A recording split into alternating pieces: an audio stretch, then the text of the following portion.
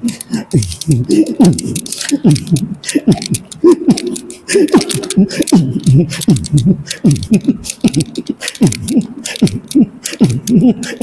আলাইকুম ওয়া রাহমাতুল্লাহি ওয়া বারাকাতুহু।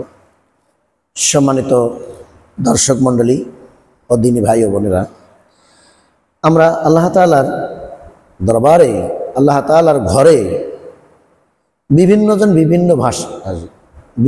বিভিন্ন ভাষায় বিভিন্নভাবে আমরা জিকির আজকার করে থাকি। এই জিকিরগুলো যে আমরা করি, এটা আল্লাহ এবং তার রাসূল সাল্লাল্লাহু আলাইহি সাল্লামের অনুমোদন আছে কিনা, অনুমতি আছে কিনা, সেটা দেখার বিষয় না।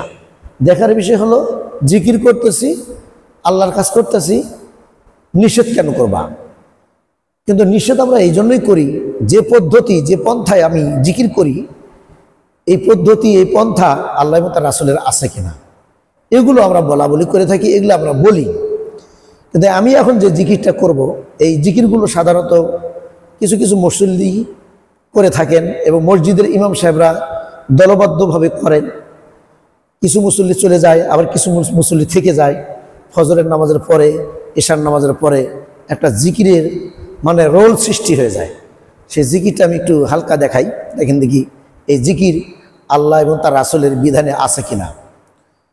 লা ইলাহা ইল্লাল্লাহ ইল্লাল্লাহ ইল্লাল্লাহ ইল্লাল্লাহ, লা ইলাহা ইল্লাল্লাহ ইল্লাল্লাহ ইল্লাল্লাহ ইল্লাল্লাহ ইল্লাল্লাহ ইল্লাল্লাহ ইল্লাল্লাহ।